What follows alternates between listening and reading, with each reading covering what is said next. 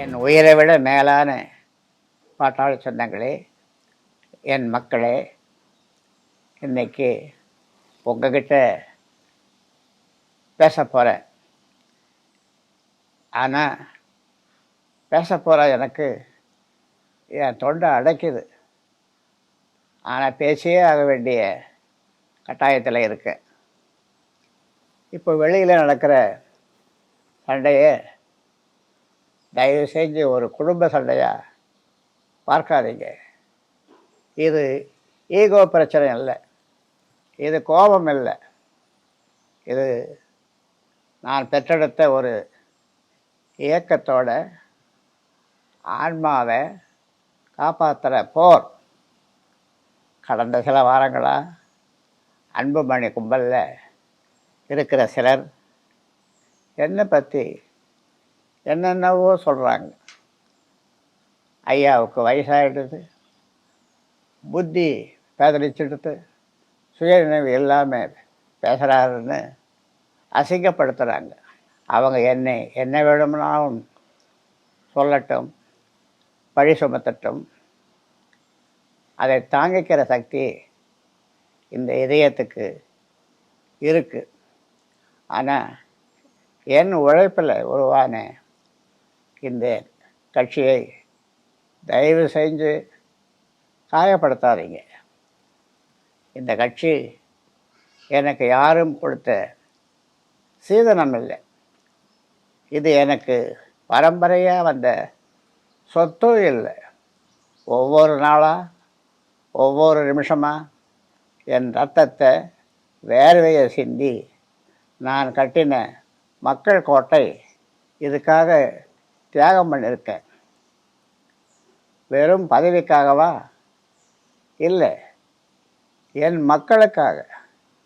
ஆனால் இன்றைக்கி கண்ணு முன்னாடி இந்த கட்சி பலவீனமாக நிற்கிறப்போ பெத்த வயிறு பத்து எரியுது. உண்மைதான், நான் என் மகன் அன்புமணியை நம்பினேன். அது நான் செஞ்ச மிகப்பெரிய தப்பு.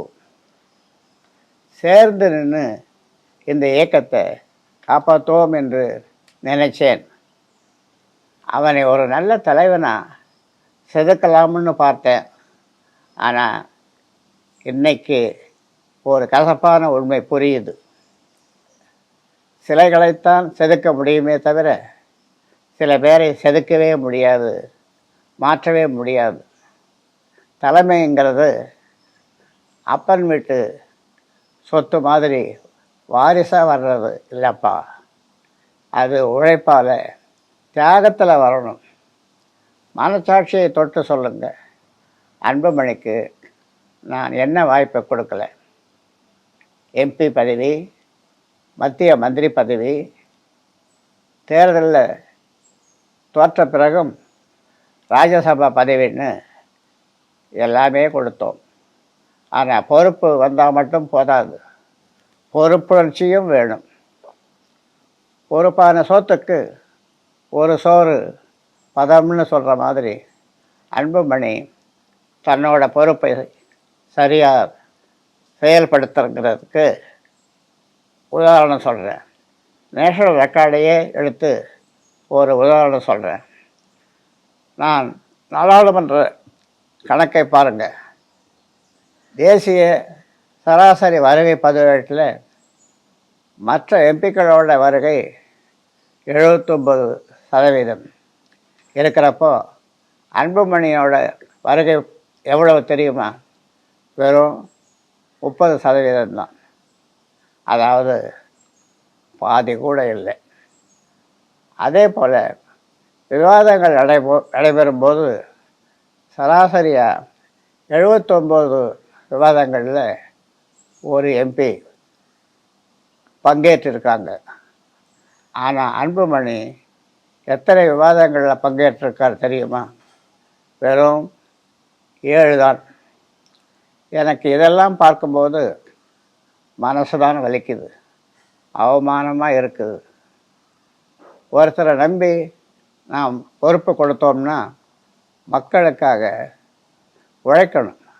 ஆனால் அவர் வீட்டில் உட்கார்ந்து என்ன பண்ணுவார், எப்படி எம்பி பதவியை வீணடித்தாரோ அதே மாதிரி கட்சியிலேயும் 1008 உதாரணங்கள் இருக்குது. ஒழுங்காக கலப்பணி ஆற்றலை, தொண்டர்களை சந்திக்கலை.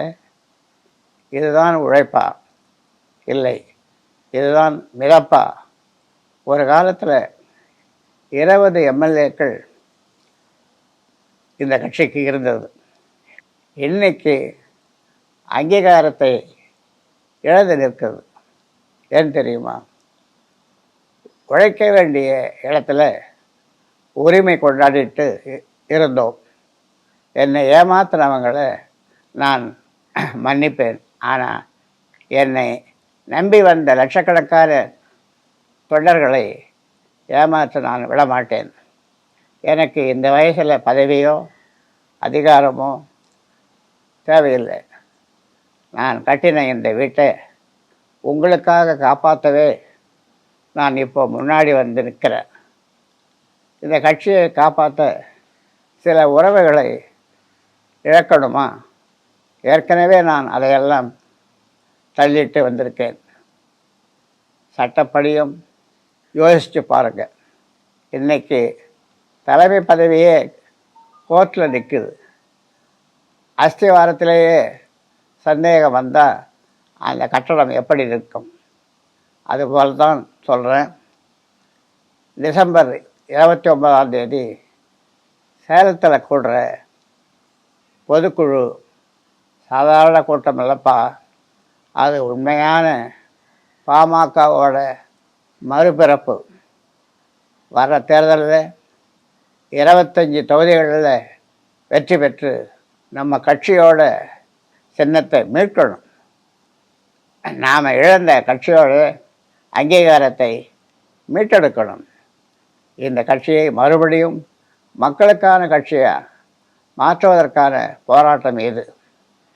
அன்புமணி பக்கம் இருக்கிற என் தொண்டர்களுக்கு நான் ஒன்று சொல்லிக்கிறேன். தந்திரங்களுக்கு ஏமாந்துடாதீங்க. ஒரே ஒரு கேள்வி உங்கள் மனச்சாட்சிக்கிட்ட கேளுங்க. பெத்த அப்பனுக்கே துரோகம் செய்கிறவர் நாளைக்கு இந்த இயக்கத்தையோ இந்த மக்களையோ காப்பாற்றுவாரா? எனக்கு வயசாகிடுச்சு, இதுதான் என் கடைசி யுத்தமாக கூட இருக்கலாம். ஆனால் என் உடம்பில் கடைசி மூச்சு இருக்கிற வரைக்கும் உங்களுக்காக போராடுவேன். கோபத்தில் இல்லை, அறத்தோட அன்போட நிற்பேன். ஒரு உரம் ஓடி உழைச்ச என் தம்பிங்க, என் பிள்ளைகள் எல்லோருக்கும் அன்னைக்கு சேலத்துக்கு வரணும். ஒருத்தர் கூட விடுபடக்கூடாது. நாம் எல்லோரும் கைகோர்த்தா இந்த ஆலமரம் நிமிர்ந்து நிற்கும். மக்களுக்கான பாமகவை மீண்டும் உருவாக்குவோம். நீங்கள் நல்லா யோசிங்க. உங்கள் மனசாட்சிக்கிட்ட ஒரு முறை பேசுங்க. நம்ம கட்சி ஒரு காலத்தில் எப்படி இருந்த கட்சி, இன்றைக்கி அங்கீகாரமே இல்லை. நீங்கள் சிந்திச்சு பார்த்தா இதுக்கு பின்னால் இருக்கிற உண்மை உங்களுக்கு புரியும். இது நம்ம இயக்கத்தை காப்பாற்ற வேண்டிய கடைசி வாய்ப்பு. இந்த வாய்ப்பை நீங்கள் சரியாக பயன்படுத்துவீங்கன்னு நம்புகிறேன். இந்த கட்சியோட நிறுவனமாக மட்டுமல்ல, உங்கள் ஐயாவாக நான் பேசுகிறேன். உங்களுக்காக நான் சேலத்துக்கு வர்றேன். நான் நம்பின சிலர் என்னை ஏமாத்தினாலும் என் மக்கள் எனக்காக வருவீங்க, என் கூட நிற்பீங்கன்னு நான் நம்புகிறேன். அன்பும் உழைப்பும் என்னைக்கும் வெல்லும். நாடகமும் சோம்பேறித்தனமும் கண்டிப்பாக தோற்கும்.